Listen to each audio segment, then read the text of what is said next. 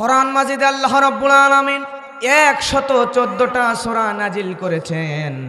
এই 114টা সূরার মধ্যে আল্লাহর নবীর ওপর সর্বশেষ পূর্ণাঙ্গ যেই সূরাটি নাজিল হয়েছে এই সূরাটির নাম হলো সূরা নসর। জোরে বলেন সুবহানাল্লাহ। আল্লাহর নবীর জীবদ্দশায় সর্বশেষ নাজিলকৃত সূরার নাম হলো সূরা নসর। এই সূরাটি নাজিল হওয়ার পরে আল্লাহর নবীর বিশিষ্ট সাহাবী হযরত আব্দুল্লাহ ইবনে আব্বাস রাদিয়াল্লাহু তাআলা আনহু তিনি বলেন, এই সূরা নসর নাজিল হওয়ার পরে আমার নবীজি সর্বোচ্চ 80 দিন দুনিয়াতে বেঁচে ছিলেন।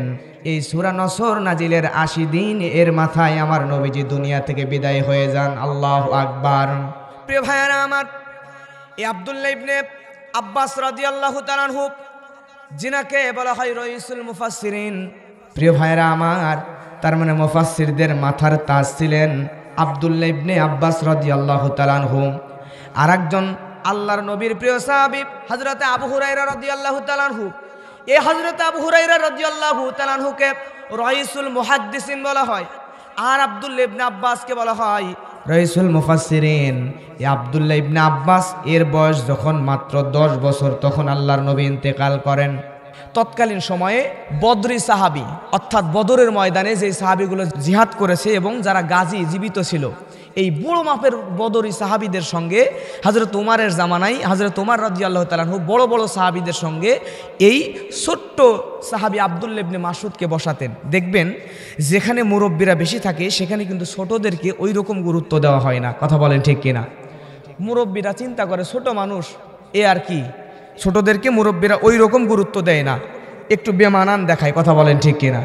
ঠিক বদরি সাহাবীরা এত বড় বড় মাপের সাহাবী, তারা চিন্তা করে আমরা এত বড় বড় মাপের সাহাবী, মনে মনে ভাবে, আর এই আব্দুল্লাহ ইবনে আব্বাস ছোট মানুষ, তারে কেন আমাদের সঙ্গে হযরত ওমর বসাই? হযরত ওমর চিন্তা করে মোক্ষম সময় যেদিন আসবে সেদিন আমি তোমাদেরকে বোঝায় দেব এই আব্দুল্লাহ ইবনে আব্বাসকে কেন তোমাদের কাছে এই আব্দুল্লাহ ইবনে আব্বাসকে বসাই। আমার প্রিয় ভাইয়েরা, হঠাৎ করে হযরত ওমর রাদিয়াল্লাহু তাআলা আনহু একদিন সূরা নসর তেলাওয়াত করলেন। যারা জানেন সবাই আমার সঙ্গে তেলাওয়াত করেন, আউযু বিল্লাহি মিনাশ শাইতানির রাজিম, বিসমিল্লাহির রহমানির রহিম। পড়েন, ইযা জাআ নাসরুল্লাহি ওয়াল ফাতহ وَرَأَيْتَ النَّاسَ يَدْخُلُونَ فِي دِينِ اللَّهِ أَفْوَاجًا فَسَبِّحْ بِحَمْدِ رَبِّكَ وَاسْتَغْفِرْهُ إِنَّهُ كَانَ تَوَّابًا। আল্লাহু আকবার।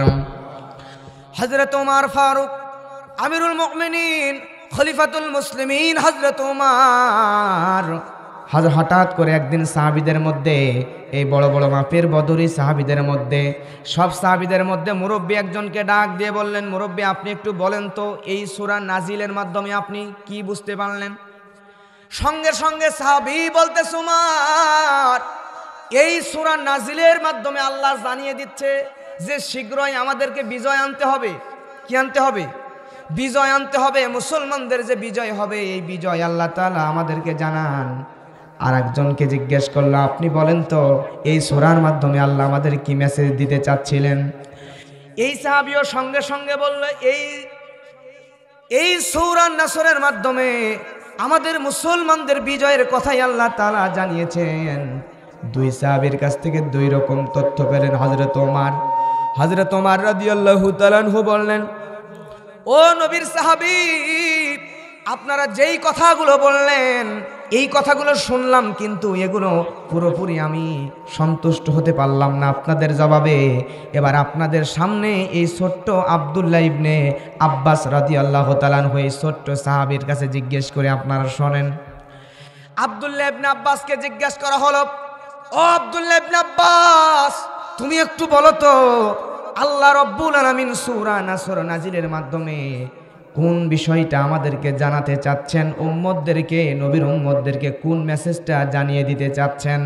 সঙ্গে সঙ্গে আব্দুল্লাহ ইবনে আব্বাস বলে, ইয়া আমিরুল মুমিনিন, খলিফাতুল মুসলিমিন, এই সূরা নসর নাজিলের মাধ্যমে আল্লাহ রাব্বুল আলামিন জানাতে চান আমাদের নবীর বিদায় ঘন্টা বেজে গেছে। তার মানে সূরা নসর নাজিলের মাধ্যমে আল্লাহ আমাদেরকে মেসেজ দিয়ে দিলেন তোমাদের নবী আর বেশি দিন দুনিয়াতে থাকবে না। সুবহানাল্লাহ। সব সাহাবীরা আশ্চর্য হয়ে গেলেন, কিরে এত ছোট মানুষ এত সুন্দর অবাক করা উত্তর কেমনে দিল? আরেকবার জোরে বলেন সুবহানাল্লাহ। আমার প্রিয় মুসলমান ভাইয়েরা, এই সূরা নসরটা নাজিলের পরে আল্লাহর নবী একদিন হযরতে ফাতেমার কাছে গিয়া ফাতেমাকে ডাক দিয়ে ঘরের মধ্যে আল্লাহর নবী হযরতে ফাতেমার কানে কানে কি যেন বললেন। আম্মা জান আয়েশা রাদিয়াল্লাহু তাআলা আনহা দূর থেকে লক্ষ্য করে দেখলেন হাসি খুশি মুখে ফাতেমা ঘরের মধ্যে যাচ্ছিল। ঘরের মধ্যে গেল, যাওয়ার পরে নবী কি যেন বলল। নবীর কাছ থেকে শোনার পরে ফাতেমা ঘর থেকে বের হলো, হাসতে হাসতে ঘরে ঢুকেছে, কিন্তু বের হওয়ার সময় চোখে পানি, কাঁদতেছে, অঝোর নয়নে কান্না শুরু করেছে। নবী আমার ফাতেমাকে ডাক দিয়ে বলল, ফাতেমা কেঁদো না মা, কেঁদো না। আম্মা জান আয়েশা দূর থেকে তাকায় দেখলো আল্লাহর নবী আবার ফাতেমার কাছে গেল। যাওয়ার পরে কানে কানে হযরতে ফাতেমাকে এবার কি যেন বলল। যেই ফাতেমা একটুখানি আগেই অঝোর নয়নে কান্না শুরু করে দিয়েছিল, আল্লাহর নবীর কি যেন বলল, শোনার সঙ্গে সঙ্গে আবার হাসি দেওয়া শুরু করলো। সুবহানাল্লাহ। আম্মা জান আয়েশা রাদিয়াল্লাহু তাআলা এই বিষয়টা দেখলেন। দেখার পরে ফাতেমাকে ডাক দিয়ে বলে, ফাতেমা একটু আগেই তুমি নবীর দরবারে গেলা, কাঁদতে কাঁদতে নবীজির কাছে গেলা, কিন্তু নবীজি তোমাকে কি এমন বলল, আবার তুমি হাসা শুরু করে দিলা। ফাতেমা জানায় দেয়, আম্মা আমার নবীজির কাছে যখন প্রথমে আমি গেলাম, আমার নবীজি জানিয়ে দেয় আল্লাহ রাব্বুল আলামিন আমার নবীকে এই দুনিয়াতে পাঠিয়েছেন একটা উদ্দেশ্য নিয়া। কি নিয়া? উদ্দেশ্য নিয়া, দিন বিজয়ের জন্য, দিনকে বিজয় করার জন্য, ইসলামের বিজয়, চূড়ান্ত বিজয় দেখার জন্য আল্লাহ নবীকে দুনিয়াতে পাঠিয়েছেন।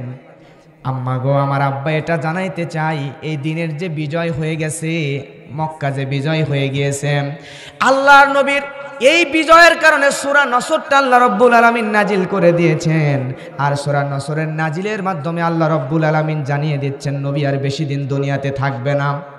একথা যখন আমার আব্বা আমাকে বোঝালো, নবী আমার আব্বা দুনিয়া ছেড়ে বিদায় হয়ে যাবে, এই দৃশ্যটা যখনই আমি ভাবলাম, আমি সহ্য করতে পারলাম না, চোখের পানি ছেড়ে দিয়ে আমি কাঁদলাম।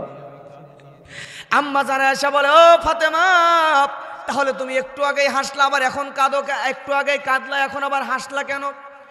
সঙ্গে সঙ্গে ফাতেমা বলে, ও আম্মা জান, আম্মা আয়েশা, শুনেন, আমার আব্বা জান আমার কান্না দেখার পরে আমার কাছে আসলেন, আসার পরে কানে কানে বলতেছে, ফাতেমা যদিও আমাকে আল্লাহ রাব্বুল আলামিন তুলে নেবে, কিন্তু শুনে নাও, আমার হাল পরিবারগুলোর মধ্যে আমার ইন্তেকালের পরে সবার প্রথমে তোমার সঙ্গে আল্লাহ আমাকে দেখা করায় দিবেন। সুবহানাল্লাহ।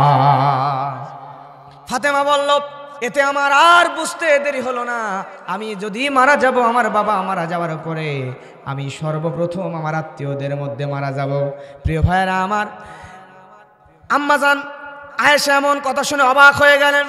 হযরতে ফাতেমা এই ঘটনার পরে নবীজি যখন ইন্তেকাল করলেন, নবীজি যখন দুনিয়া ছেড়ে বিদায় হয়ে চলে গেলেন, আমার নবীজির দুনিয়া ছেড়ে বিদায় হয়ে যাওয়ার পরে সর্বপ্রথম নবীর আহাল পরিবারের মধ্যে থেকে ফাতেমা ইন্তেকাল করে দুনিয়া ছেড়ে চলে গেলেন। সুবহানাল্লাহ। প্রিয় ভাইয়েরা আমার, এখন আসেন নাম্বার আয়াতের 1 কত? আল্লাহ রাব্বুল আলামিন বলেন, ইযা জাআ নাসরুল্লাহি ওয়াল ফাতহ। আল্লাহু আকবার। আল্লাহ রাব্বুল আলামিন জানাচ্ছেন, যখন আসবে আল্লাহর সাহায্য ও বিজয়। আল্লাহর সাহায্য ও বিজয় খুব ভালো করে বুঝবেন। এখানে 2টা শব্দের কথা আল্লাহ তাআলা বলতেছেন। একটা হলো ফাতেহ, আল্লাহ বলছেন বিজয়ের কথা, আর একটা নাসরুল্লাহ, আল্লাহর সাহায্যের কথা। কিন্তু আল্লাহ প্রথমে নাসরুল্লাহ বললেন না, ফাতাহ বললেন। কোনটা? প্রথমে আল্লাহ বললেন নাসরুল্লাহ, আল্লাহর সাহায্য। তাহলে প্রথমে আল্লাহ দিলেন সাহায্য, তারপরে আল্লাহ কিন্তু বিজয় দিলেন, ঠিক কিনা? তার মানে দুনিয়াতে যদি কোনো মানুষের কোনো বিষয় বিজয় হয়, তাহলে বুঝতে হবে এই বিজয়ের পিছনে একজনের সাহায্য আছে। চিৎকার দিয়ে বলেন তো সেই রবের নাম কি? আমাদের যখন 1971 সালে মহান মুক্তিযুদ্ধ সংগঠিত হয়েছিল, মুক্তিযুদ্ধে আমাদের বাংলাদেশের সেনাবাহিনীদের, বাংলাদেশের যারা মুক্তিযোদ্ধা ছিল, তাদের দামি কোনো অত্যাধুনিক অস্ত্রশস্ত্র ছিল না, তাদের দামি সেই রকম কোনো প্রশিক্ষণও কিন্তু ছিল না। কিন্তু মাত্র 9 মাসের যুদ্ধের মাধ্যমে বাংলাদেশের মতো ছোট্ট একটা দেশ, যে দেশে নাই দামি অস্ত্র, নাইকো প্রশিক্ষণ, নাইকো টাকা পয়সা সম্পদের পাহাড়, নাই বিদেশিদের সাহায্য, তারপরও মাত্র 9 মাসের যুদ্ধে আমার দেশের মুক্তিযোদ্ধারা পাকিস্তানের মতো এত বড় শক্তিশালী দেশ, যেই দেশে হানাদার বাহিনীর কাছে তৎকালীন সময়কার অত্যাধুনিক অস্ত্রশস্ত্রগুলো ছিল, তারপরও আল্লাহ রাব্বুল আলামিন মাত্র 9 মাসের যুদ্ধের মাধ্যমে আমার দেশের মুক্তিযোদ্ধাদেরকে, আমার দেশের মানুষদেরকে ওই দামি শক্তিশালী পাকিস্তানি হানাদার বাহিনীর তুলনায় আমাদেরকে বিজয় দিয়ে দিয়েছিলেন। সুবহানাল্লাহ। তাহলে বলেন তো, এই যে 1971 সালে যে মুক্তিযুদ্ধ হয়েছে, যেখানে বাংলাদেশ এত সুন্দর করে বাংলাদেশের মানুষগুলো স্বাধীন হয়েছে, স্বাধীন একটা দেশ পেয়েছে, আচ্ছা বলেন তো এই স্বাধীন দেশ পাওয়ার পিছনে আল্লাহর সাহায্য ছিল নাকি এমনি এমনি আমরা বিজয় পেয়ে গেছি? বুঝেন, এত বড় শক্তিশালী দেশ আর আমরা এত দুর্বল দেশ, তারপরও মাত্র 9 মাস যদি আল্লাহর সাহায্য না থাকতো, তাহলে এই দুর্বল দেশের দুর্বল মানুষগুলো আমরা 9 মাস কেন 9 বছর যুদ্ধ করে পাকিস্তানের সাথে বিজয় ছিনিয়ে আনতে পারতাম না। আপনি তাকায় দেখেন কাশ্মীরের দিকে, আপনি তাকায় দেখেন চেচনিয়া, বসনিয়ার দিকে, ফিলিস্তিনের দিকে, তারা কি বিজয় আনতে পারতেছে না। কিন্তু আমার দেশের বিজয় হওয়ার পিছনে বলেন তো আছে কার সাহায্য? আল্লাহর সাহায্য আছে বিধায় আজকে আমরা এই স্বাধীন দেশে বসবাস করতেছি। সুবহানাল্লাহ বলবেন না? কিন্তু এই বিজয় দিবস, আমাদের একটা বিজয় দিবসও আছে 16ই ডিসেম্বর। 16ই ডিসেম্বর কি দিবস বলেন? বিজয় দিবস। কিছুদিন আগে গেল বিজয় দিবস, এরপরে 21শে ফেব্রুয়ারি গেল মাতৃভাষা আন্দোলন দিবস, এরপরে 26শে মার্চ আসতেছে স্বাধীনতা দিবস, নাই?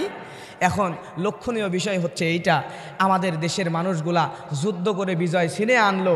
এই যুদ্ধের যিনি সহযোগিতা করে বিজয় দিয়েছেন তার নাম কি?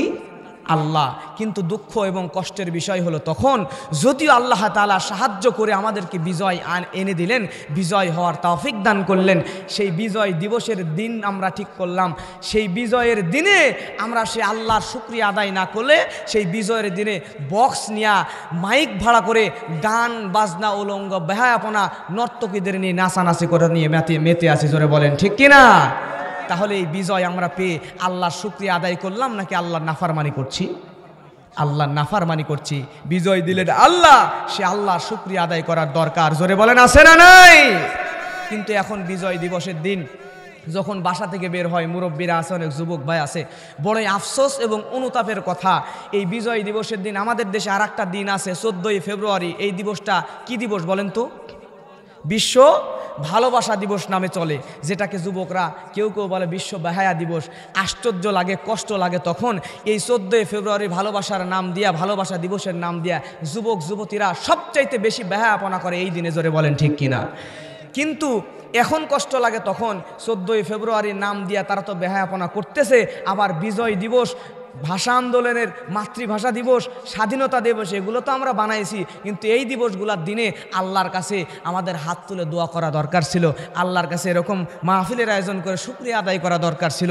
কিন্তু তা না করে আমরা যখন বিজয় দিবসের দিন রাস্তায় বের হই, তখন যুবক আর যুবতীরা এমন সুন্দর করে হাত ধরে রাস্তায় আর পার্কে এই দিবসগুলোর দিনে ঘুরে বেড়ায় যে দেখে চেনার বুদ্ধি নাই এটা আসলে বিজয় দিবস নাকি বিশ্ব ভালোবাসা দিবস, জোরে বলেন ঠিক কিনা? আজকে আমাদের সমাজে এগুলোই চলছে। কিন্তু এই বিজয় দিলেন যে আল্লাহ, আর একবার জোরে বলেন তো সে আল্লাহ শুকরিয়া আদায় করার দরকার আছে না নাই? আমার প্রিয় মুসলমান ভাইয়েরা, তাহলে আজকে আল্লাহ রাব্বুল আলামিন আমাদেরকে বিজয় দিলেন। আল্লাহ বলছেন ইযা জাআ নাসরুল্লাহি ওয়াল ফাত, আল্লাহ বলছেন যখন আসবে আল্লাহর সাহায্য এবং বিজয়, তার মানে আল্লাহর সাহায্য আগে, আল্লাহর সাহায্য ছাড়া কখনোই বিজয় পাওয়া সম্ভব সম্ভব নয়। আল্লাহ আমাদেরকে যেহেতু সাহায্য করে বিজয় দিলেন, অতএব আমরা এই বিজয় যেইভাবেই পাই না কেন, যে কোনো বিজয় পাওয়ার পরে হিন্দি গান দিয়া, বক্স দিয়া, মাইক দিয়া, উলঙ্গ বাহায়াপনা করে আজকে আমরা বিজয়ের আনন্দ মিছিল করব না। আমরা বিজয়ের দিনে আল্লাহর শুকরিয়া আদায় করব। কথা বলেন ঠিক কিনা? প্রিয় ভাইরা আমার, তাহলে আল্লাহ বলছেন আল্লাহর সাহায্যের কথা আগে। নাসরুল্লাহ কার সাহায্য? সাহায্য আল্লাহর সাহায্য ছাড়া বিজয় আসতে পারে না। কেননা বদরের যুদ্ধ, যেই যুদ্ধের মধ্যে মুসলমানদের সংখ্যা ছিল মাত্র 313। জোরে বলেন কত? মাত্র 313। আর কাফের বেঈমানের সংখ্যা ছিল 1000-এর অধিক। 1000 কাফের বেঈমানের বিরুদ্ধে মাত্র 313 জন মুসলমান বদরে যুদ্ধ করতে যাবে।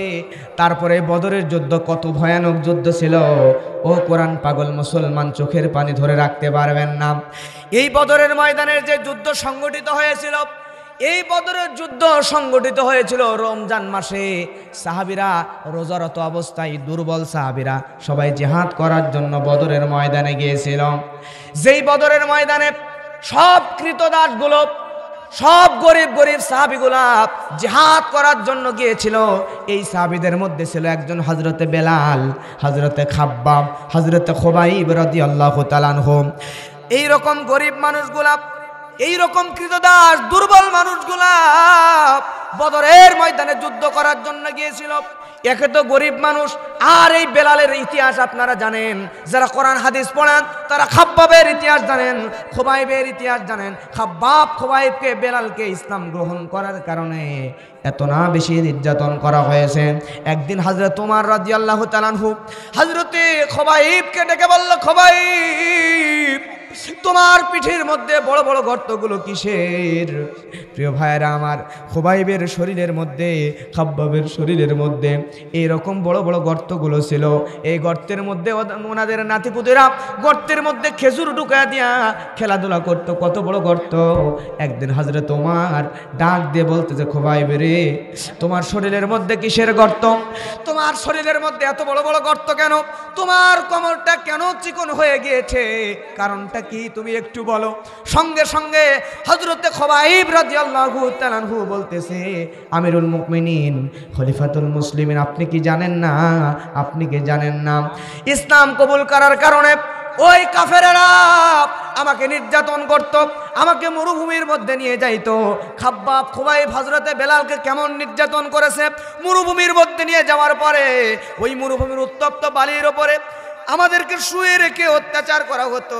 শুধু তাই নয়, ওই মরুভূমির বালির ওপরে আগুনের চিতা জ্বালানোর পরে ওই আগুনের চিতার ওপরে খড়িগুলা যখন লাল টকটকে হয়ে যেত, তখন আমাদেরকে ওই দগদগে লাল টকটকে খড়ির উপরে আমাদেরকে শুয়ে দেওয়া হতো। শুয়ে দেওয়ার পরে আমার শরীরে, আমাকে যখন এই শরীর দিয়া আমার বডিটাকে যখন ওই উত্তপ্ত আগুনের কড়িগুলার উপর রেখে দেওয়া হতো, ওই কড়িগুলার উপরেই আমার শরীর রেখে দেওয়ার পরে আমার শরীরের ভিতর থেকে ওই চামড়াগুলো গলে গলে, রক্ত গলে গলে পড়ে পড়ে আমার শরীরে রক্ত দিয়া, চামড়া গোস্ত দিয়া ওই আগুনগুলো নিভে যেত। আর আমার শরীরের মধ্যে আগুনগুলো ঢুকি ঢুকি শরীরের মধ্যে এরকম বড় বড় গর্ত হয়ে গেছে। জোরে বলেন আল্লাহু আকবার। প্রিয় মুসলমান ভাইয়েরা, এই হলো খাব্বাব খুবাইব হযরতে বেলাল। তাদেরকে কত না নির্যাতন করা হয়েছে। এই নির্যাতিত সাহাবীরা আল্লাহর নবী জনাবে মুহাম্মদ রাসূলুল্লাহ সাল্লাল্লাহু আলাইহি ওয়াসাল্লামের এই প্রিয় প্রিয় সাহাবীগুলা বদরের ময়দানে চলে যাচ্ছে জিহাদ করার জন্য। জিহাদে যাওয়ার সময় তাদের কাছে দামি দামি কোনো অস্ত্র শস্ত্র নাই। বুঝবেন, একে তো গরিব মানুষ, আগে তাদেরকে কাফের নির্যাতন করেছে, করার পরে শরীর তো এমনিতেই দুর্বল হয়ে আছে, নার্ভাস হয়ে আছে, শরীরে খুব একটা শক্তি নাই। তারপরে আবার এই নির্যাতিত মানুষ, তার মধ্যে আবার রমজান মাসে রোজা, ক্ষুধার যন্ত্রণায় টিকে থাকা মুশকিল। এমন সময় বদরের যুদ্ধ দামামা বেজে উঠল, যুদ্ধের ময়দানে চলে গেল জিহাদের জন্য। তাহলে রমজান মাস রোজারত অবস্থায় ক্ষুধার্ত শরীর নিয়ে গরিব সাহাবীগুলা, নির্যাতিত সাহাবীগুলা জিহাদ করার জন্য বদরের ময়দানে চলে গিয়েছে। এই বদরের জিহাদ শুরু হয়ে গিয়েছে। কত ভয়ানক যুদ্ধ! মুসলমানের সংখ্যা বলছিলাম কত? 313 জন, আর কাফেরদের 1000। তাহলে মুসলমান মাত্র 313 জন, আর কাফের হলো 1000। 1000 কাফেরের বিরুদ্ধে মুসলমানরা জিহাদ করবে। জিহাদ করতে করতে যুদ্ধ চলতেছে। যুদ্ধ চলতে চলতে আল্লাহর নবীর একজন সাহাবী,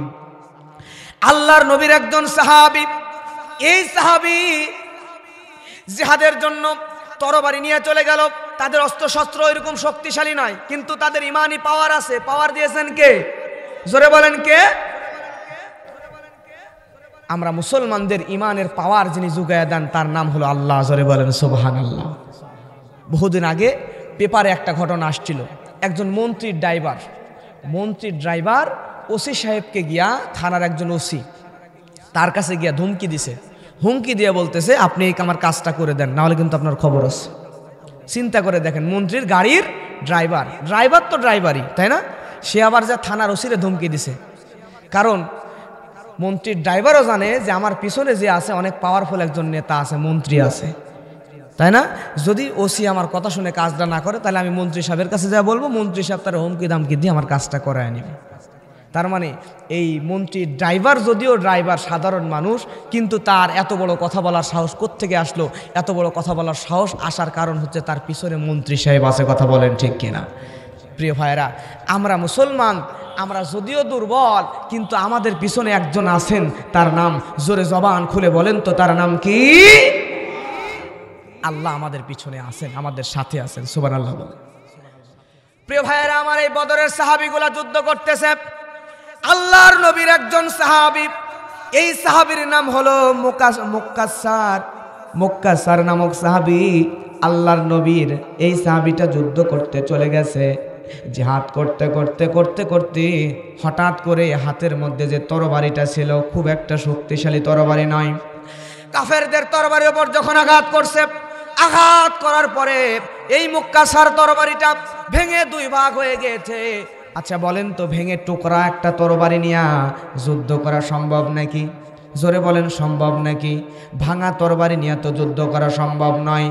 সঙ্গে সঙ্গে এই মুক্কাসার দৌড় দিয়ে আল্লাহর নবীর কাছে চলে গেলেন। যাওয়ার পরে আমার নবীজিকে ডাক দিয়ে বললেন, ইয়া রাসূলুল্লাহ, ইয়া হাবিবাল্লাহ, এই যে দেখেন নবী, জিহাদ করতে গিয়া আমার তরবারি তো ভেঙে টুকরা টুকরা হয়ে গিয়েছে। এই ভাঙা তরবারি দিয়া কেমনে আমি যুদ্ধ করব গো নবী? কেমনে আমি যুদ্ধ করব? আপনি দয়া করে মায়া করে আমার জন্য একটা ভালো শক্ত তরবারির ব্যবস্থা করে দেন। বুঝবেন ভালো করে, বদরের ময়দানে কিন্তু সাহাবীদের কাছে দামি অস্ত্র শস্ত্র ছিল না। যুদ্ধ করার জন্য কারো কাছে ডবল তরবারও নাই, একজনের কাছে একটাই তরবারি। এই মুক্কাসার তরবারি যখন ভেঙে গেল, আল্লাহর নবী বলে, মুক্কাসারে, তোমাকে যে আমি কোথ থেকে তরবারি এনে দিব? আমাদের তো এক্সট্রা কোনো তরবারি নাই। তবে তুমি চিন্তা করো না, টেনশন করো না, তুমি একটু অপেক্ষা করো, আমি নবীজি এখনই আসতেছি। বলেন তো, মরুভূমির মধ্যে মক্কা মদিনায় সবচাইতে বেশি যে গাছ হয়, সেই গাছের নাম কি? আমি কিছুদিন আগে উমরা করতে গিয়েছিলাম। উমরায় যাওয়ার পরে সৌদি আরবের জেদ্দা থেকে শুরু করে নিয়ে, তায়েব থেকে শুরু করে নিয়ে, মক্কার আশেপাশের শহরগুলো নিয়ে মদিনা পর্যন্ত 400 কিলোমিটার রাস্তা ঘুরলাম। আল্লাহর নবীর প্রিয় জায়গা মদিনায় যখন ঢোকার পরে সর্বপ্রথম যেই গাছগুলো সবচাইতে বেশি দেখতে পেলাম, এই গাছগুলোর নাম হলো খেজুর গাছ। এই খেজুর গাছগুলো দেখে আমার প্রাণটা জুড়ায় গেল। প্রিয় ভাইয়ারাম, এই খেজুর গাছগুলো এত সুন্দর। মদিনায় সবচাইতে বেশি যেই গাছগুলো হয়, এই গাছগুলো হলো খেজুর গাছ। আর এই জায়গায় আল্লাহর নবীর নিজে হাতে লাগানো একটা খেজুর গাছের বাগানও ছিল। প্রিয় ভাইরা আমার, আল্লাহর নবী এই মুক্কাসাকে বলল, মুক্কাসা, তুমি টেনশন করো না, তুমি চিন্তা করো না, তুমি একটু অপেক্ষা করো, আমি নবী এক্ষুনি তোমার কাছে আসতেছি। আল্লাহর নবী মরুর প্রান্তরে চলে গেলেন। মরুর প্রান্তরে যাওয়ার পরে নবী আমার একটা খেজুর গাছের ডাল টান দিয়ে খুলে নিলেন। টান দিয়ে ডালটা কেটে নেওয়ার পরে নবী আমার এই খেজুর গাছের ডালের পাতাগুলো এরকম করে ঝুড়ে দিলেন। ঝুড়ে দেওয়ার পরে এই খেজুর গাছের ডালটা নিয়ে আসলেন মুক্কাসার কাছে। আল্লাহু আকবার বলবেন না? বুঝবেন ভালো করে। যখন মুক্কাশার কাছে খেজুর গাছের ডালটা নিয়ে আসলো, আনার পরে মুক্কাশাকে বলে, ও আমার সাহাবী, এই ডালটা তুমি নাও, এই ডালটা নিয়া তুমি ওই কাফেরদের বিরুদ্ধে জিহাদ করবা। মুক্কাশা চিন্তা করে, আল্লাহ নবী কি বিপদে আমারে ফেললো, এর চাইতে এই খেজুর গাছের ডাল এইটা দিয়ে যুদ্ধ করার চাইতে তো আমার ভাঙা তরবারিটাই ভালো ছিল, ঠিক না? চিন্তা করে আল্লাহ নবী এটা কেন আমারে দিল, এটার চাইতে তো খেজুর গাছের ভাঙা ডালটাই, খেজুর গাছের ডালের চাইতে আমার ভাঙা তরবারি তো বেস্ট ছিল। মনে মনে ভাবতেছে। আল্লাহর নবী বলে, মুক্কাশারে তুমি টেনশন করো না, তুমি চিন্তা করো না, এক মুহূর্ত তুমি চিন্তা করো না, তুমি টেনশন করো না, এইটা আমি দিলাম, এইটা নিয়ে যাও, যাওয়ার পরে এই খেজুর গাছের ডাল দিয়ে তুমি যুদ্ধ করা শুরু করে দাও। বলেন তো সাহায্য করবেন কে? আল্লাহ বলছেন, ইযা জাআ নাসরুল্লাহ, আল্লাহু আকবার, যখন আসবে আল্লাহর সাহায্য, তারপরে হলো ফাতহ, বিজয়। প্রিয় ভাইরা আমার, এই মুক্কাশা খেজুর গাছের ডালটা নিল। দেখেন ইমানি জজবা কত বেশি।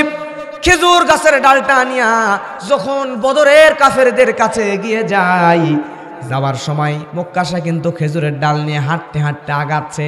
সামনে একজন কাফের বদরের ময়দানে ঘোড়ার পিঠে উঠে তরবারি নিয়ে এরকম করে ঘোরাইতেছে।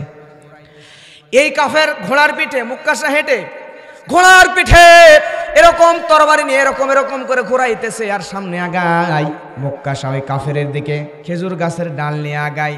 এইবারে কাফের চিন্তা করে, জিহাদের ময়দানে যুদ্ধ করার জন্য আসছে, কিন্তু এখানে ওই পাগলটা আসলো কোত্থেকে?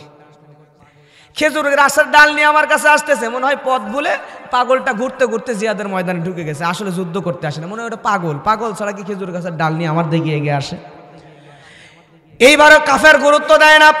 মুক্কাশা খেজুর গাছের ডাল নিয়ে আসে, নিজেও একটু লজ্জা ভাবতেছে। নবী যখন বললে এটা নিয়ে যাও, মুক্কাশা চিন্তা করে, নবী আমি যদি এই খেজুর গাছের ডাল নিয়ে জিহাদে যাই, যুদ্ধ করার জন্য যাই, তাহলে এই কাফেররা যুদ্ধ তো করার কথা বাদ দিয়া, যুদ্ধ তো করা দূরের কথা, ওই কাফেররা তো আগে 1 ঘন্টা হাসতে হাসতে পেটটা ব্যথা হয়ে যাবে।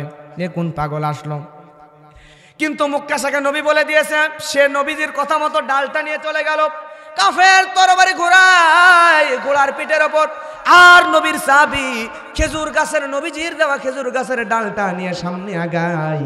সামনে আগাতে আগাতে যখন একদম ঘোড়ার নিকটে চলে আসলো, ঘোড়ার কাছে চলে আসলো, ঘোড়ার কাছে চলে আসার পরে, ওই কাফেরের কাছে চলে আসার পরে এইবার মুক্কাশা 1 মুহূর্ত দেরি করলো না, চোখটা বন্ধ করলো, যা আছে কপালে তা হবে। চোখ বন্ধ করে মুক্কাশা এবার ওই খেজুর গাছের ডালটা এরকম করে উঁচু করলো, যা আছে কপালে তা তো হবেই, কিন্তু সাহায্য যদি আল্লাহ করে তাহলে বিজয় দিতে পারেন কি পারেন না? মুক্কাশা চিন্তা করলো, যা আছে কপালে হবে, এইটাকে তরবারি মনে করে মনে মনে ভাবে খেজুর গাছের ডালটা উঁচু করলো। উঁচু করার পরে কাফেরের বরাবর ঘোড়ার পিঠে কাফের, আর সে নিচে দাঁড়িয়ে এমন জোরে আল্লাহু আকবার বলে কোপ মারছে। চোখ খোলার পরে তাকিয়ে দেখে তার খেজুর গাছের 1 কোপের কারণে ওই কাফের এবং কাফেরের ঘোড়া দুইটাকে আল্লাহ 2 ভাগ করে জমিনের মধ্যে ফেলে দিয়েছেন। সুবহানাল্লাহ। তাহলে বলেন তো, আল্লাহ যদি সাহায্য না করে তাহলে বিজয় কি সম্ভব নাকি? প্রিয় ভাইরা আমার, আল্লাহর নবীর জীবনে বহু জিহাদ সংগঠিত হয়েছে। আল্লাহর নবী জনাবে মুহাম্মদ রাসূলুল্লাহ সাল্লাল্লাহু আলাইহি ওয়াসাল্লামের যতগুলো জিহাদ আল্লাহর নবী করেছেন, এই জিহাদগুলোর মধ্যে একটা জিহাদ হলো খয়বরের যুদ্ধ। কিসের যুদ্ধ বলেন? খয়বরের যুদ্ধ। এই খয়বরের যুদ্ধে আমার নবীজি ছিলেন কমান্ডার অফ চিফ। আল্লাহর নবী জনাবে মুহাম্মদ রাসূলুল্লাহ সাল্লাল্লাহু আলাইহি ওয়াসাল্লাম, আমার নবীজি ছিলেন কমান্ডার অফ চিফ। নবীজি হযরতে আবু বকরকে নিয়ে, ওমরকে নিয়ে, ওসমানকে নিয়ে, আলীকে নিয়ে এই খয়বরের যুদ্ধে কামিজ দুর্গ দখল করার জন্য চলে গিয়েছেন। কামিজ দুর্গ দখল করার জন্য যাওয়ার পরে আল্লাহর নবী যখন খয়বরের প্রান্তরে গেলেন, সর্বপ্রথম নবী আমার বললেন আল্লাহু আকবার, খরিবাত খয়বর, আল্লাহু আকবার। নবী আমার সর্বপ্রথম বললেন আল্লাহু আকবার, খরিবাত খয়বর। আল্লাহর নাম দিয়ে বললেন খয়বর ধ্বংস হয়ে যাক। বলার পরে আল্লাহর নবীর প্রিয় সাহাবী হযরত আবু বকরকে প্রথমে জিহাদ করার জন্য পাঠালেন সৈন্যদের সাথে। হযরত আবু বকর রাদিয়াল্লাহু তাআলা আনহু যুদ্ধ শুরু হওয়ার পর থেকে সন্ধ্যা পর্যন্ত প্রাণপণে জিহাদ করলেন।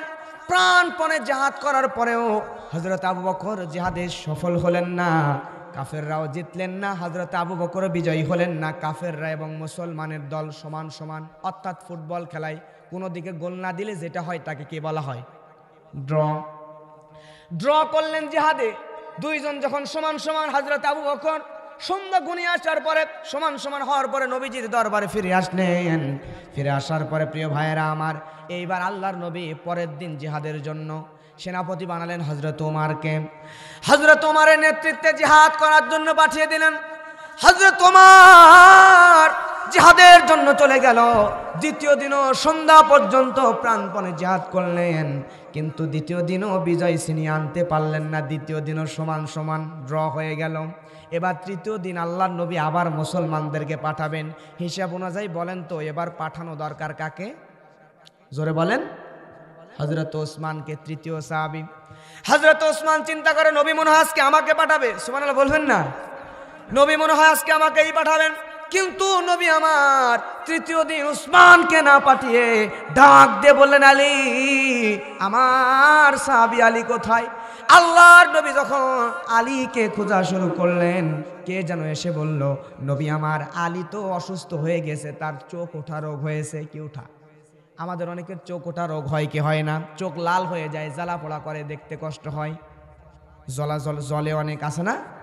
হযরত আলীর তো চোখ উঠেছে। নবী আলী তো জিহাদে যেতে পারবে না। নবী আমার বলে, আলী, ডাক দিয়ে বলে, আলী রে, তুমি কই? হযরত আলী যেখানে রেস্টে ছিলেন ওই জায়গায় নবী আমার চলে গেলেন। যাওয়ার পর হযরত আলীকে বলল, আলী, তুমি কি জিহাদে যাইতে পারবে না? আলী বলে, নবী আমি অসুস্থ, কেমনে যাব? নবী আমার ডাক দিয়ে বলে, আলী, তুমি টেনশন করো না, চিন্তা করো না, আমি নবী তোমাকে শেফার ব্যবস্থা আমার আল্লাহ করে দিবেন। আমার নবীজি এরকম করে মুখের মধ্যে আঙ্গুল দিলেন। দেওয়ার পরে আমার নবীজি মুখ থেকে একটুখানি লালা বের করলেন। নবী আমার লালা মোবারক বের করে হযরত আলী রাদিয়াল্লাহু তাআলা আনহুর চোখের, দুই চোখের মধ্যে এমন করে একটু লাগিয়ে দিলেন। আল্লাহু আকবার, আল্লাহু আকবার। নবীজির লালা হযরতে আলীর চোখে লাগানোতে দেরি হলো, কিন্তু হযরতে আলী চোখটা সুস্থ হয়ে যেতে এক সেকেন্ডও দেরি হলো না। সুবহানাল্লাহ। হযরতে আলীর চোখ পরিপূর্ণ সুস্থ হয়ে গেল।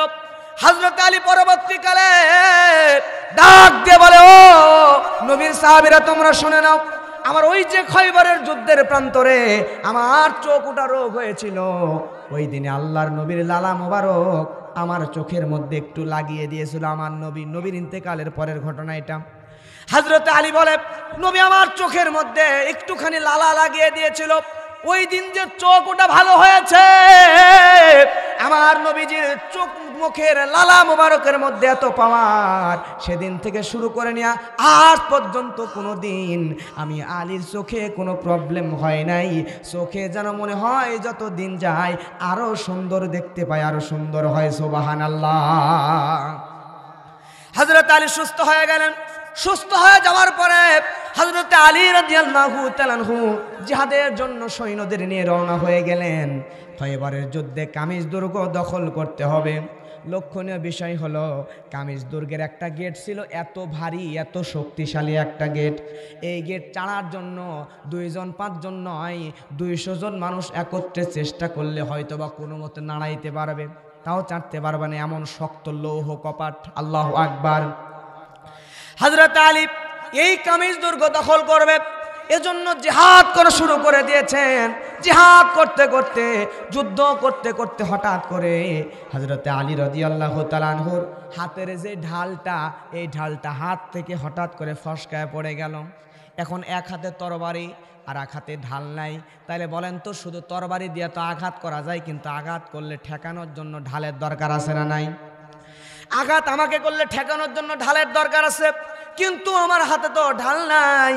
শুধু তরবারি দিয়ে জিহাদ করা যায়, কিন্তু তরবারি দিয়ে তো আঘাত আটকানো যায় না। কি করা যায়? হযরত আলী যদি এখন ওই যে ঢালটা জমিনের মধ্যে পড়ে গেছে, ওই ঢাল যদি হাত দিয়ে তোলার জন্য একটুখানি নিচু হয়ে যায়, একটুখানি নিচু হয়ে গেলে কাফেরেরা ওই সুযোগে কিন্তু আঘাত করে হযরত আলীকে শহীদ করে যাবে। জোরে বলেন ঠিক কিনা? একটুখানি হারলে ওখানে আঘাত করে শহীদ করে দিবে। তাহলে ঢাল তোলার উপায় নাই, কি করা যায়? একটু হালার পর্যন্ত উপায় নাই। এইরকম ভয়ানক যুদ্ধের মধ্যে হযরত আলী রাদিয়াল্লাহু তাআলা আনহু সঙ্গে সঙ্গে চলে গেলেন ওই কামিজ দুর্গের লৌহ কপাটের দিকে। যুদ্ধে করতে করতে চলে গেলেন ওই কামিজ দুর্গের লৌহ কপাট। এত ভারী 2 থেকে 300 জন মানুষও তারা চাটতে পারে না, এত শক্ত লৌহ কপাট। হযরত আলী রাদিয়াল্লাহু তাআলা আনহু এবার যখন ওই লৌহ কপাটের কাছে চলে গেলেন যুদ্ধ করতে করতে, যাওয়ার পরে ওই লৌহ কপাট এত শক্তিশালী, এত শক্ত, 2 থেকে 300 জন মানুষ মিলেও ওই লৌহ কপাটটা চাটতে পারে না, এত শক্ত, এত শক্তিশালী, এত ভারী লৌহার দরজা। হযরত আলী তরবারি এক হাতে নিয়ে বাম হাত দিয়া ওই লৌহ কপাটের নিকটে চলে গেলেন। যাওয়ার পরে ওই লৌহ কপাটটা এরকম করে খপ করে ধরে ফেললেন। ধরে ফেলার পরে যে দরজাটা 2 থেকে 300 জন মানুষ পর্যন্ত চাটতে পারে না, হযরত আলী একা এক হাত দিয়ে ডান হাতে তরবারি আর বাম হাত দিয়ে টান দিয়ে ওই দরজা কামিজ দুর্গের বিশাল গেটটা ছেড়ে ঢাল বানায়া কাফের বেঈমানের সঙ্গে যুদ্ধ করা শুরু করেছে। সুবহানাল্লাহ। প্রিয় ভাইরা আমার, যুদ্ধ করবে কি কাফেররা দেখেই কামসারা। কাফেরদের শরীরের মধ্যে থরথর করে কাঁপুনি শুরু করছে। হায় রে, যেই দরজা 2 থেকে 300 মানুষ ছাড়তে পারে না, ওই দরজা কেমনে আলী বাম হাতে টান দিয়ে ছেড়ে ফেলে। এখন যদি আমরা যুদ্ধ করি তাহলে তো আমাদেরকে কচু কাটা করে ফেলে দিবে, আমাদেরকে কচু কাটা করে ফেলবে, তাহলে এখান থেকে বিদায় নেওয়া লাগবে। সঙ্গে সঙ্গে কাফেরদেরকে হযরত আলী যখন কচু কাটা করা শুরু করে দিল, আলীর নেতৃত্বে কাফেরেরা ভয়ে দুর্গ ছেড়ে পালানো শুরু করলো। আল্লাহ রব্বুল আলামিন এই খয়বরের যুদ্ধে হযরত আলীর মাধ্যমে হযরত আলীকে সেনাপতি বানাই আমার আল্লাহ মুসলমানদেরকে বিজয় দান করে দিলেন। সুবহানাল্লাহ। ওই বিশাল কামিজ দুর্গটা দখল করে ফেললো। লক্ষ্য করেন, যুদ্ধ করা শেষ। যুদ্ধ করা যখন শেষ হয়ে গেছে, হযরত আলী রাদিয়াল্লাহু তাআলা আনহু সঙ্গে সঙ্গে ওই লৌহ কপাটটা এরকম করে ফুঁকে মেরে দিলেন। ফুঁকে দেওয়ার পরে ওই বিশাল দরজাটা মাটির মধ্যে গেড়ে গেল। মাটির মধ্যে যখন গেড়ে গেল, যাওয়ার পরে আমার নবীজি এবার সঙ্গে সঙ্গে হযরত আলীর এই ঘটনাটা সাহাবীদের মধ্যে বলা বলে শুরু হয়ে গেল। সাহাবীরা হযরতে আলীর এই ঘটনাটা বিশ্ব নবীর কাছে গিয়ে বলে দিলেন, ইয়া রাসূলুল্লাহ, অবাক করা চমৎকার একটা ঘটনা ঘটে গেছে। জিহাদের ময়দানে হযরতে আলী জিহাদের ময়দানে জিহাদ করতে গিয়া এরকম একটা ঘটনা ঘটাইছে। আল্লাহর নবী সঙ্গে সঙ্গে চিন্তা করলেন, যদি হয় তাই সত্যি, তাহলে একটু আলীর কাছ থেকে শোনা দরকার। আলী কিন্তু বিশ্ব নবীর জামাই। সুবহানাল্লাহ বলবেন না? আল্লাহর নবী এবার করলেন কি, আলীকে ডাক দিয়ে বললেন, আলী তুমি একটু আমার এদিকে আসো। হযরত আলী যখন আসলেন, হযরত আলীকে আল্লাহর নবী জিজ্ঞাসা করে, আলী রে, খয়বরের প্রান্তরে তুমি নাকি কামিজ দুর্গকে বাম হাতে ছেড়ে ঢাল বানায়া যুদ্ধ করেছো, এটা কি সত্যি নাকি? হযরত আলী এবার জামাই মানুষ, শ্বশুরের সামনে যদি কেউ জামাইয়ের প্রশংসা করে তাহলে জামাইয়ের ভালো লাগে না খারাপ লাগে? জোরে বলেন। হযরত আলী জামাই আর বিশ্বনবী শ্বশুর হযরত আলী রাদিয়াল্লাহু আনহু তখন একটু ভাবসাব নিছে। ভাবসাব নিয়ে, রাসূলুল্লাহ, হ্যাঁ আমি যুদ্ধ করেছিলাম। এমন কথা শোনার পরে আল্লাহর নবী বলে, আলী তুমি তো যুদ্ধ করছো ভালো কথা, কিন্তু ওটা তো আমি দেখতে পাই নাই। আরে আমি তো দেখতে পাই নাই, তুমি একটা কাজ করো, এবার আমার সামনে ওই ঢালটা, ওই দরজা, কামিজ দুর্গের দরজা তো তুমি এক হাতে চাড়ছিলা, এবং আমার সামনে একটু আরেকবার ছেড়ে দেখাও না। হযরত আলী তখন বলে, ইয়া রাসূলুল্লাহ, অবশ্যই দেখাবো, কেন দেখাবো না। হযরত আলী রাদিয়াল্লাহু তাআলা আনহু 1 পা 2 পা করতে করতে ওই ঢালের কাছে চলে গেলেন। ঢালের কাছে যাওয়ার পরে বিশ্বনবীকে দেখাবে, জামাই শ্বশুরের সামনে প্রশংসা হয়েছে, এখন তুলে দেখালে তো নিজের একটু প্রাউড ফিল হয়, ভালো লাগে, তাই না? হযরত আলী রাদিয়াল্লাহু তাআলা আনহু চিন্তা করে, সেদিন তো এক হাতে চাড়ছি, বাম হাতে ছেড়ে ঢাল বানায় যুদ্ধ করছি, আজকেও এক হাতে, ডান হাতে চাড়বো, এক হাতেই চাড়বো। হযরত আলী গেলেন, যাওয়ার পরে ওই ঢাল, ওই দরজা, কামিজ দুর্গের দরজা, যেই গেটটা 200-300 মানুষ চাটতে পারে না, ওই গেট এক হাত দিয়ে খপ করে ধরছে। ধরার পরে ছাড়ার জন্য শক্তি দেয়, যতই শক্তি দেয়, যেই ঢাল বাম হাতে নিয়ে যুদ্ধ করছে ওই ঢাল 1 ইঞ্চিও নড়াইতে পারে না। আল্লাহু আকবার।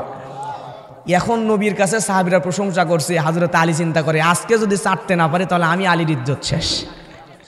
হযরত আলী রাদিয়াল্লাহু তাআলা আনহু এবার নবীজিকে দেখানোর জন্য 1 হাত দিয়ে চেষ্টা করে পারল না, এইবার 2 হাত লাগায়া দিল।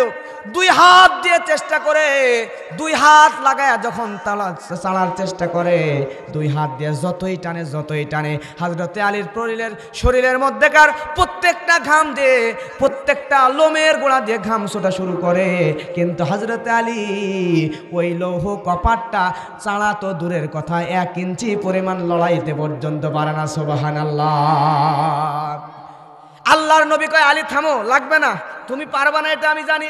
আলী তুমি মনে করেছিলা তুমি মনে হয় একা ওটা ছেড়েছিলাম, কিন্তু না না না, আমার আল্লাহ যদি তুমি আলীকে সহযোগিতা করতো তাহলে যেই কামিজ দুর্গের বিশাল দরজাটা 2 থেকে 300 মানুষও চাটতে পারে না, ওই দরজা তুমি আলী 1 ইঞ্চিও নাড়াইতে পারতা না। তুমি যখন দরজাটা চাড়ার চেষ্টা করেছিলাম, তুমি তখন একা ছিলা না।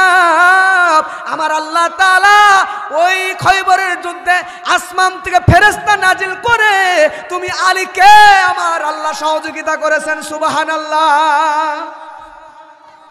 প্রিয় ভাইরা আমার, এজন্যই আল্লাহ বলছেন ইযা জাআ নাসরুল্লাহ ওয়াল ফাতহ। আল্লাহু আকবার। ইযা জাআ নাসরুল্লাহ ওয়াল ফাতহ। তাহলে প্রথমে আল্লাহ তাআলার সাহায্য, আল্লাহর সাহায্য ছাড়া কোনো মতেই বিজয় আনা সম্ভব নয়। যারা একমত জোরে বলেন কথা ঠিক না ঠিক? প্রিয় ভাইরা আমার, আল্লাহর নবী জীবনে তাহলে প্রথমে সাহায্য, পরে জোরে বলেন, কেউ মুখ বন্ধ করবেন না, প্রথমে সাহায্য পরে। প্রিয় ভাইরা আমার, আল্লাহর নবী জীবনে যতগুলো বিজয় অর্জন করেছেন, এই বিজয়গুলোর মধ্যে সবচাইতে বড় বিজয় হলো ফাতে মক্কা বিজয়। এইটা হলো নবীজির জীবনের সবচাইতে বড় অর্জন, বড় বিজয়। যেই মক্কা বিজয়ে কোনো খুনাখুনি হয় নাই, কোনো রক্তপাত হয় নাই, বিনা খুনাখুনিতে, বিনা যুদ্ধে, বিনা রক্তপাতে নবীজি যেই বিজয় এনেছিলেন, এই বিজয়ের নাম হলো মক্কা বিজয়। জোরে বলবেন কোন বিজয়? মক্কা বিজয়। আমার প্রিয় ভাইয়েরা, আল্লাহর নবী জনাবে মুহাম্মদুর রাসূলুল্লাহ সাল্লাল্লাহু আলাইহি ওয়াসাল্লাম বিনা রক্তপাতে, বিনা খুনোখুনিতে এই মক্কার বিজয় এনেছিলেন। মক্কা যেদিন বিজয় হয়ে যাবে, লক্ষ্য করেন, পৃথিবীর যে কোনো দেশ যদি অন্য কোনো দেশ দখল করে ফেলে যুদ্ধের মাধ্যমে, দখল করার পরে ওই দেশের নারীদেরকে যারা বিজয় অর্জন করে তারা ধর্ষণ করে, বন্দি করে, দাসী বানায়। এরপরে পুরুষদেরকে বন্দি করে, হত্যা করে, মেরে কেটে দেশ থেকে পিটায়া দাঁড়িয়ে দেয়, ঠিক না? এটাই হলো স্বাভাবিক নিয়ম।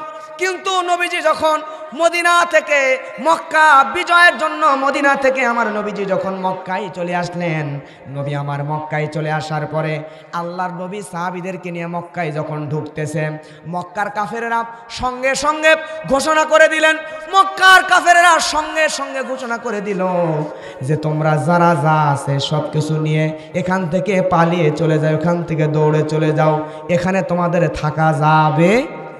কারণ মোহাম্মদ বিন আব্দুল্লাহ আসতেছে, সে যদি আসে, আসার পরে তো তোমাদেরকে সবাইকে হত্যা করে ফেলবে। কি করবে? সবাইকে তো হত্যা করে ফেলবে, সবাইকে খুন করবে, হত্যা করবে, ধর্ষণ করবে, দেশ থেকে তাড়িয়ে দেবে, পালাও পালাও। আল্লাহর নবী যখন মদিনা থেকে মক্কার দিকে চলে আসতেছে সাহাবীদেরকে নিয়ে, এমন সময় ওই জায়গায় ওই কাফেরদের মধ্যে একজন বুড়ি, এই বুড়ি মক্কা থেকে পালিয়ে যাচ্ছে বিশ্ব নবীর ভয়ে। বুড়ি যখন পালিয়ে চলে যাচ্ছে, পালিয়ে চলে যাওয়ার সময় আমার প্রিয় মুসলমান ভাইয়েরা, ও কোরআন পাগল মুসলমানেরা, আল্লাহর নবী যখন মক্কার মধ্যে প্রবেশ করে তখন বুড়ি পালায়। নবীজিকে কিন্তু বুড়ি দেখেও নাই, চেনেও না। বুড়ি যখন নবীজির কাছে আসলেন, আসার পরে নবী আমার সঙ্গে সঙ্গে ওই বুড়িকে ডাক দেয়া বলতেছে, বুড়িমা কই যাও? বুড়িমা সব কাপড় চোপড় সব কিছু একটা প্যাকেটিং করে মাথার উপর নিয়ে এই বোঝাটা নিয়ে মক্কা থেকে পালিয়ে যাচ্ছে। আল্লাহর নবীকে কিন্তু বুড়ি চেনে না। আল্লাহর নবী তিনি এত ভালো আচরণ, তিনি এত আখলাকওয়ালা ছিলেন, এত নম্র ভদ্র ছিলেন। নবী আমার এত বেশি মুআদ্দাব ছিলেন। আল্লাহর নবী জীবনে কোনোদিন কোনো বয়স্ক মহিলাকে, বয়স্ক মানুষকে তার সামনে দিয়ে বোঝা মাথায় নিয়ে যেতে দেন নাই। সুবহানাল্লাহ। আজকে আমাদের সমাজে যুবকগুলা করে কি, মুরব্বীদের দেখলে সম্মান দিতে চায় না। আজকে কিন্তু নবীজি আমার কোনোদিন জীবনে একজন বুড়ো মানুষকে মাথায় করে তার সামনে দিয়ে বোঝা নিয়ে যেতে দেয় না, নবী নিজে মাথায় নিয়ে এগিয়ে দিয়েছে। সুবহানাল্লাহ বলবেন না? বুড়িমাকে বলতে যে, বুড়িমা কই যাবা? বুড়িমা বলে, এই জায়গায় নাকি মোহাম্মদ বিন আব্দুল্লাহ নামে একজন মানুষ আসতেছে, মুসলমানদের সেনাপতি। সে আমাদের মক্কায় আসলে আমাদেরকে তো মেরে পিটায়া দেশ থেকে তাড়ায়া দিবে। তার মায়ের ভয়ে আমি মক্কা ছেড়ে অমুক গুহায় চলে যাচ্ছি, কয়েকদিন লুকায় আত্মগোপন করে তারপর সেখান থেকে বের হব। সঙ্গে সঙ্গে আল্লাহর নবী বুড়িমাকে বলল, বুড়িমা তুমি টেনশন করো না, চিন্তা করো না। ও বুড়িমা, তোমার মাথার বোঝাটা আমার একটু দাও, আমি তোমার মাথার বোঝাটা তুমি যেখানে যাবা সেখানে নিয়ে যাইয়া তোমার নামায়া দিব। প্রিয় ভাইয়েরা আমার, সঙ্গে সঙ্গে বুড়িমা চিন্তা করলো, না তোমারে দিব না। কারণ হলো তখনকার আরাবিয়ান বাচ্চা যারা, আরাবিয়ান যুবক যারা, তারা যদি কোনো কাজ করতো, কাজ করার পরে কাজ শেষ হতে না হতে বলতো বকশিস দেন। কি দেন? বকশিস চাইতো। বুড়িমা কয়, তুমি আমার বোঝা নিয়ে যায় নামায় দিয়ে আবার বলবা যে বকশিস দাও। এমনিতেই টাকা পয়সা নেই, তোমার বকশিস দিলে তার কিছুই থাকবে না, অতএব দরকার নেই, যা আছে থাক, আমি একাই নিয়ে যাব। আল্লাহ নবী কয়, কোনো বকশিস দেওয়া লাগবে না, এমনিই তোমার নিয়ে যায় নামায় দেবো। সুবহানাল্লাহ বলবেন না? বুড়িমার কাছ থেকে ওই বোঝাটা নিয়ে নিলেন। নেওয়ার পর নবী আমার বুড়িমা যত দূর যেতে চায় তত দূর বুড়িমার বোঝা নিয়ে যায়। ওই পাহাড়ের গুহার মধ্যে নিরাপদ জায়গায় বুড়িমার বোঝা নামিয়ে দিয়ে নবী আমার যখন ফিরে আসবে, এমন সময় বুড়িমা বলতেছে, যুবক, ও যুবক, তুমি তো আমার বোঝা এত কষ্ট করে এই জায়গায় নিয়ে আসলা, তুমি বলো তুমি কে, তোমার পরিচয়টা একটু দিয়ে যাও। আল্লাহর নবী বলে, বুড়িমা আমার পরিচয় আমি দিতে চাই নাই, কিন্তু মা যেহেতু জানতে চান অতএব আমি বলতেছি, মা, যেই মোহাম্মদ বিন আব্দুল্লাহর ভয়ে আপনি মক্কা ছেড়ে ওই পাহাড়ের গুহার মধ্যে যে আত্মগোপন করেন, আমি মোহাম্মদ বিন আব্দুল্লাহ, আমি আর কেউ না, আমি হলাম মুসলমানদের সেনাপতি, মুসলমানদের নবী মোহাম্মদ। সুবহানাল্লাহ। বুড়ি আর দেরি করলো না, সঙ্গে সঙ্গে কালেমা পড়ে মুসলমান হয়ে গেল। এই মানুষটা কখনোই সন্ত্রাসী হতে পারে না, খারাপ মানুষ হতে পারে না। এই মানুষ হলো আল্লাহর আসমানের নিচে জমিনের উপরে সবচাইতে ভালো মানুষ। ধরে বলেন সুবহানাল্লাহ। প্রিয় ভাইয়েরা আমার, এই হলো আমাদের রহমতের নবী। কিসের নবী বলেন? রহমতের নবী। আল্লাহ রাব্বুল আলামিন এই সূরা নাসরের পরের ২ নম্বর আয়াতে বলছেন, ওয়ারাআইতান নাসা ইয়াদখুলুনা ফি দীনিল্লাহি আফওয়াজা। আল্লাহু আকবার। তাহলে বলছিলাম, ইযা জাআ নাসরুল্লাহি ওয়াল ফাতহ, তাহলে যখন আসবে আল্লাহর সাহায্য আসলেই তারপরে বিজয় আসবে। প্রিয় ভাইয়েরা আমার, পরের আয়াতে আল্লাহ বলছেন, ওয়ারাআইতান নাসা ইয়াদখুলুনা ফি দীনিল্লাহি আফওয়াজা, এবং তুমি মানুষদেরকে দলে দলে প্রবেশ করতে দেখবে আল্লাহর দ্বীনের মধ্যে। সুবহানাল্লাহ। তার মানে যখন আসবে আল্লাহর সাহায্য তখনই দিবেন আল্লাহ বিজয়, আর যখন আসবে বিজয়, যখনই কোরআনের রাজ কায়েম হয়ে যাবে, তখন মানুষগুলো দলে দলে ইসলামের মধ্যে ঢুকে যাবে। জোরে বলেন সুবহানাল্লাহ। প্রিয় ভাইরা, আল্লাহর নবী যেদিন হিজরতে মক্কা থেকে মদিনায় চলে যাবেন, কোথায় যাবেন? মক্কা থেকে মদিনায় হিজরতে চলে যাবে। কাফেরেরা 13টি বছর ধরে আমার নবীজিকে আঘাত করেছে। নবী আমার যখন নামাজের জন্য সেজদায় গিয়েছে, নবীর কাঁধের উপরে উটের নাড়ি আর ভুঁড়িগুলো এমনভাবে চাপিয়ে দিয়েছে, নবী আমার উটের নাড়ি ভুঁড়ি কাঁধের উপর দিয়ে দাঁড়াইতে পারে না নামাজে। আল্লাহু আকবার বলবেন না? এত কষ্ট দেওয়ার পরে যখন নবীকে মক্কা থেকে মদিনায় আমার নবীকে হিজরতের জন্য বাধ্য করলো, দেশ থেকে তাড়িয়ে দিচ্ছে, নবী আমার রাতের বেলা চিন্তা করলো, মক্কা থেকে মদিনায় তো তাড়িয়েই দেবে, তাহলে আমি একটু শেষবারের মতো ওই রবের ঘর বাইতুল্লাহ, ওই কাবার ভিতরে একটু গিয়ে নামাজ পড়ে আসি, 2 রাকাত নামাজ পড়ে। সুবহানাল্লাহ বলবেন না? প্রিয় ভাইয়েরা আমার, শেষবারের মতো যখন নামাজের জন্য বাইতুল্লাহর ভিতরে আমার নবীজি যখন শেষবারের মতো চলে যাবেন নামাজের জন্য, যাওয়ার পরে তৎকালীন সময়ে এই বাইতুল্লাহ আল্লাহর ঘর কাবা এর চাবি সংরক্ষণের দায়িত্ব যারে দেওয়া হয়েছিল তার নাম হলো ওসমান বিন তলহা। নাম কি? ওসমান বিন, তার নাম হলো ওসমান বিন তলহা।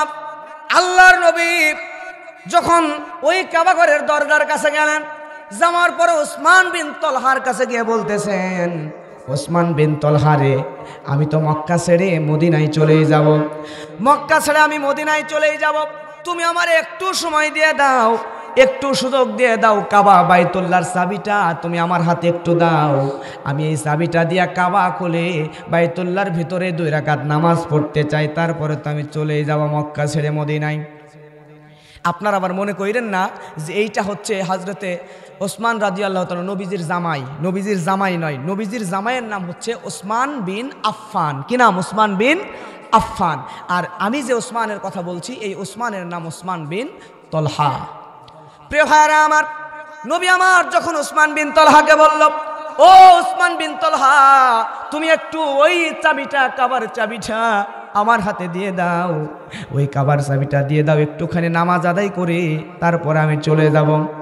ওসমান বিন তালহার সঙ্গে সঙ্গে নবীজির ঘাড় ধরে নবীজিকে ধাক্কা দিয়ে ফেলা দিলেন। আল্লাহু আকবার। আবার নবীজিকে ধাক্কা দিয়ে ফেলে দেওয়ার পরে ওসমান বিন তলহা সঙ্গে সঙ্গে বলতেছে, এই চাবি হলো সম্মানিত মানুষদের জন্য, তোমার মতো অসম্মানিত মানুষকে আমি এই চাবি দিতে পারি না। জোরে বলেন নাউজুবিল্লাহ। আল্লাহর নবী মনে বড় কষ্ট পেলেন। নবী আমার চোখের পানি ছেড়ে দিয়া ডাক দিয়ে বলে, ও উসমান, ও উসমান বিন তলহা, জেনে নাও, জেনে নাও, আজকে যে চাবির জন্য তুমি ওসমান বিন তলহা আমি নবীকে ধাক্কা দিয়ে দিতেছো, জেনে রাখো, জেনে রাখো, একদিন আমার আল্লাহ রব্বুল আলামিন ওই চাবির মালিক আমি মুহাম্মদকে বানায়া দিবেন। সুবহানাল্লাহ। আল্লাহ কি বলছেন? আল্লাহ বলছেন, ওয়ারাআইতান নাসা ইয়াদখুলুনা ফি দীনিল্লাহি আফওয়াজা। আল্লাহু আকবার। আল্লাহ তাআলা বলছেন, তুমি দেখবে মানুষকে দলে দলে আল্লাহর দ্বীনে ঢুকতেছে, যখন আল্লাহর সাহায্য আসবে, তারপর বিজয় আসবে, তারপর মানুষ দলে দলে কার মধ্যে ঢুকবে? দ্বীনের মধ্যে, ইসলামের মধ্যে। জোরে বলেন সুবহানাল্লাহ। এবার মক্কা বিজয় হয়ে গিয়েছে, নবী আমার মক্কার মধ্যে ঢুকতেছে, সবচাইতে বেশি ভয় পেয়েছে যেই লোকটা, তার নাম হলো ওসমান বিন তলহা। ওসমান বিন তলহা চিন্তা করে, ওই যে 10 বছর নবী মদিনায় থাকছে, 10 বছর পরে মদিনা থেকে নবী এবার মক্কায় ফিরে আসতেছে, এখন যে 10 বছর পরে নবী মদিনা থেকে মক্কার মধ্যে ফিরে আসতেছে, আজকে মনে হয় নবী আমার আসার পরে সর্বপ্রথম আমি ওসমান বিন তলহার গর্দানটা নিয়ে নেবে। কথা বলেন ঠিক কিনা? কারণ নবী চাবি চেয়েছিল, যে ব্যবহার করেছে, আজকে তো নবী সেনাপতি, মুসলমানদের সেনাপতি, রাষ্ট্রপ্রধান হয়ে গেছে, এখন যদি আসে আয়সা, তো আমি সেদিন যে আচরণ করেছিলাম নিশ্চয় আমার গদ্দানটা শরীর থেকে আলাদা করে দিবে। ওসমান বিন তালহা বড়ই ভয়ে শরীর থরথর করে কাঁপুনি দিয়ে ওঠে। নবী আমার যখন ওসমান বিন তালহার কাছে আসলো, আসার পরে বলতেছে, ও ওসমান বিন তালহা, আজকে আমি নবী যদি তোমার কাছ থেকে ওই চাবিটা নিয়ে নেই, কাবার চাবিটা নিয়ে নেই, তাহলে তুমি কি করবা? ওসমান বিন তালহা কয়, নবী আপনি চাবিটা নিয়ে নেবেন, আমার যে গদ্দানটা উড়াইয়া দেয় না, এটাই তো আমার বাপের ভাগ্যি। জোরে বলেন ঠিক কিনা? চাবি নিয়ে নেবেন, চাবি কেন? আপনি যা চান আজকে সবই তো আপনার, আপনি যে আমার গদ্দান উড়াইয়া দেন নাই, কাল্লা উড়াইয়া আমার যে হত্যা করে ফেলেন না, এটাই তো আমার বড় ভাগ্য। আল্লাহর নবী তখন বলল, ও ওসমান বিন তালহা, তাহলে আজকে চাবির মালিক আমাকে আল্লাহ বানায়া দিয়েছেন। আর একজন সাহাবী বলে, ইয়া রাসূলুল্লাহ, ইয়া হাবিবাল্লাহ। আলী বলে, ইয়া নবী গো, ওই চাবি আজকে ওর কাছ থেকে নিয়ে আপনি আমারে দিয়ে দেন। আল্লাহর নবী ওসমান বিন তালহার কাছ থেকে চাবি নিলেন, নেওয়ার পরে আবার ওসমান বিন তালহার হাতে, যে ওসমান বিন তালহা নবীকে ধাক্কা দিয়ে ফেলে দিয়েছিল, নবীকে চাবি দেয় নাই, ওই ওসমান বিন তালহাকে আল্লাহর নবী হযরতে আলীর হাতে চাবি না দিয়ে আল্লাহর নবী আমার ওই ওসমান বিন তালহার হাতে চাবিটা দিয়ে দিলেন। সুবহানাল্লাহ। যার চাবি তার কাছেই থাক। আমার নবীর এমন আখলাক দেখে আল্লাহ জানাচ্ছেন লাকাদ কানা লাকুম ফি রাসূলিল্লাহি উসওয়াতুন হাসানাহ। আল্লাহু আকবার। উত্তম আদর্শ, উত্তম চরিত্র পেতে চাইলে ওই নবীর আদর্শকে নিজের আদর্শ এবং চরিত্র বানাইতে হবে। সুবহানাল্লাহ। নবী আমার উসমান বিন তালহাকে চাবি দিলেন, কোনো আঘাত করলেন না, কষ্টও দিলেন না।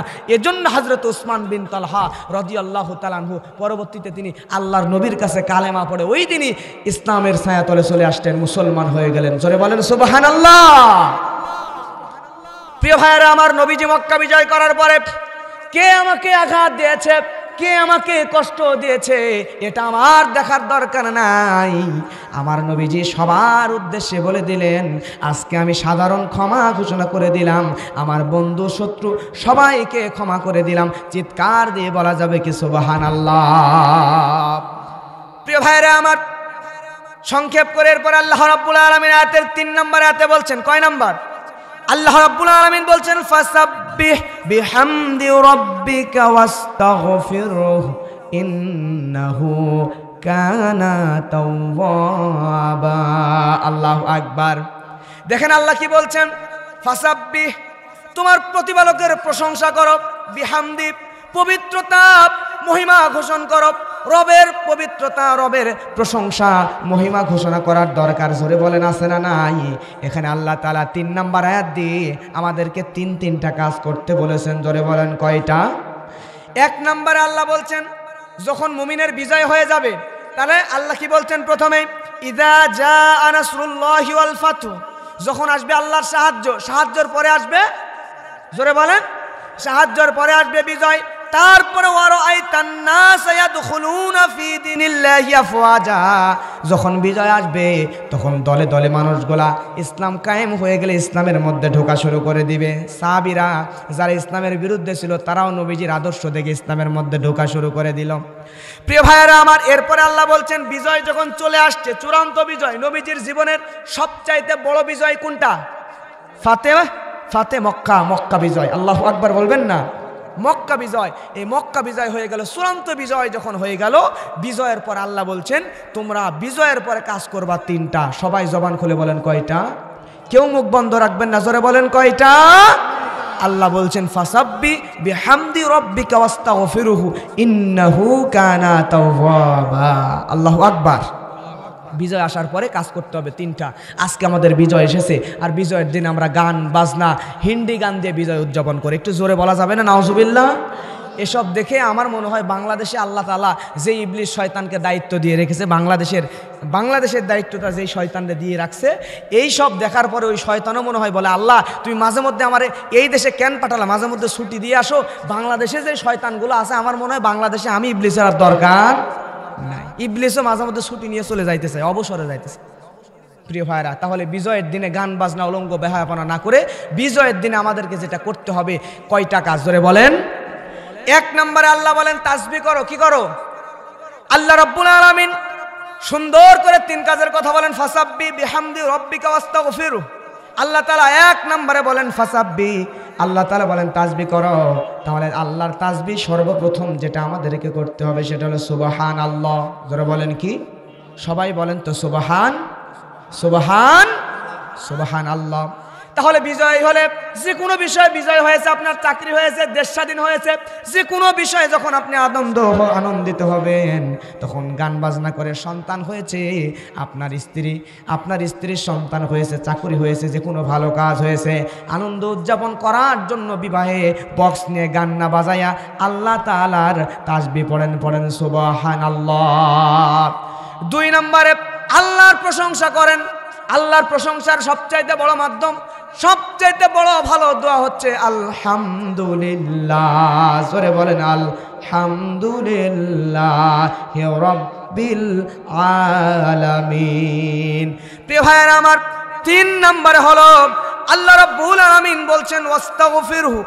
তাহলে তোমরা তওবা করো, ইস্তিগফার করো।